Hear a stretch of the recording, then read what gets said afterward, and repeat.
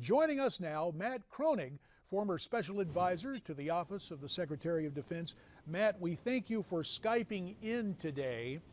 And as we take a look at these talks and we get these comments from the Ayatollah, what do you make both of the prospects for today's negotiations and the bellicose message, really, from the Ayatollah? Yes. Well, in order to make nuclear weapons, Iran would have to do three things. First, it would have to produce fissile material, enriched uranium or plutonium. Second, it would have to form that into a nuclear device. And then third, it would need some way to deliver that to other countries, ballistic missiles being the primary method used. So the negotiations with Iran now are only focused on that first stage, on producing the enriched uranium. And many people criticize the Obama administration for that and argue that the negotiation should have a broader scope and also focus on stages 2 and 3. And so the Ayatollah was responding to those comments in the United States that the negotiations should also include the ballistic missiles. But that's not the approach that the Obama administration, that's not the approach that the P5+1 is taking, focusing more on that first step on enriching uranium. Matt, we've gotten disparate predictions about Iran and nuclear weapons. Some have appeared here on America's Forum saying they believe that Iran is only a couple of months away. Do you think the Iranians, have they developed nuclear capabilities now? And in the final analysis, if you had to describe where they're headed, what is Iran's end game in all of this? Yeah. Well, I think Iran wants to have their cake and eat it too. I think they want to have nuclear weapons. They explicitly say that their goal is to become the most dominant state in the Middle East. Nuclear weapons helps them to achieve that goal. But these international sanctions that have been put in place have devastated their economy. And so they're negotiating now to try to get out from under the sanctions. So what Iran's trying to do here is to get the sanctions relief, but keep as much of its nuclear program in place as possible. What we would like to do is the exact opposite, try to dismantle as much of their nuclear facilities as possible and keep the economic pressure in place. So these are really zero-sum negotiations. It's going to make getting a deal incredibly difficult. Even President Obama has said that there's no better than a 50-50 chance that we get a deal here. In terms of how close Iran is, that's right. If the Supreme Leader made the decision today to dash to a nuclear weapons capability, the best estimates are that that would take Iran about 2 to 3 months. So worst case scenario, we're 2 to 3 months away. Most likely, however, as long as the negotiations are going on, Iran isn't going to make that decision to dash. So we probably have more time, but not a lot of time. Iran is close to having a nuclear weapons capability, which would be devastating, I think, for international security. Well, as Churchill famously said, jaw is preferable to war. And judging from your comments there, they seem to suggest as long as the talks are going on, that becomes a reason for Iran to hold off on that dash to development. So in that sense, is it useful to continue the talks? Yeah.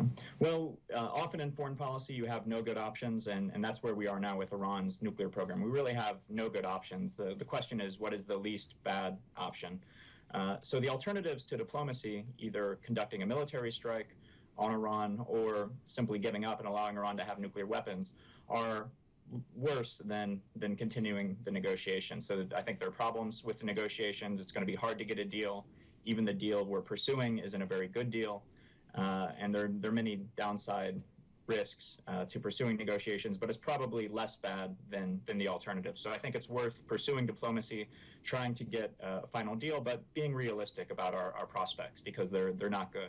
The Iranians have certainly been aggressive in their research and development, in a perverse kind of outreach to the North Koreans and others with nuclear technology already existing. I want to ask you about Iran's intelligence capabilities. Amidst great fanfare, they now say, hey, we got the plans for your drone. We got a drone and we built it. Do you put stock in that? Do you think the Iranians have basically reverse engineered and built their own drone?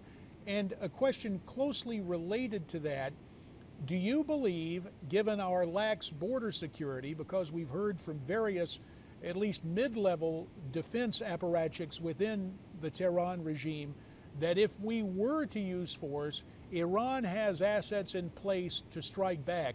Do you believe there are Iranian cells operating in the United States with a type of counterattack capability if the U.S. was to take some military option? Yeah. Well, my answer to both questions is essentially the same. On one hand, Iran has big ambitions. On the other hand, fortunately, their capabilities aren't so great. So when it comes to drones, when it comes to other military technology, Iran always exaggerates its capabilities. It's done this with drones. It's done this with naval technology. It's done this with its ballistic missile technology. That said, Iran is pursuing capabilities that are threatening to us, and we should be very concerned about it.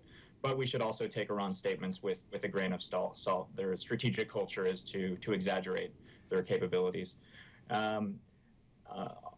On the other hand, if we took military action, there are things that they could do that would be threatening to us. They could try ballistic missile attacks in the region. They could try to sponsor terrorist attacks. They could harass or attack ships in the region.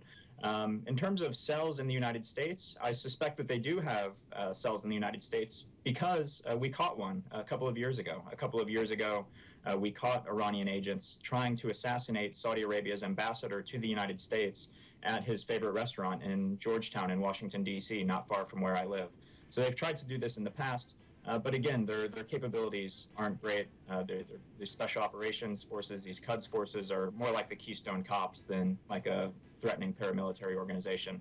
Matt Kroenig, we appreciate your insight and analysis. We should also note you are the author of the book entitled A Time to Attack: The Looming Iranian Nuclear Threat. We hope you'll come back and visit with us.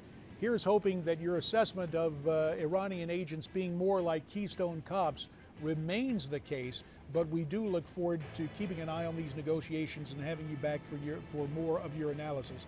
Thanks so much for your time and your insights, sir. So what about it? Iranian cells operating in the United States, really like Keystone Cops? Why don't you tweet me your perspective at Newsmax TV, #AmericasForum.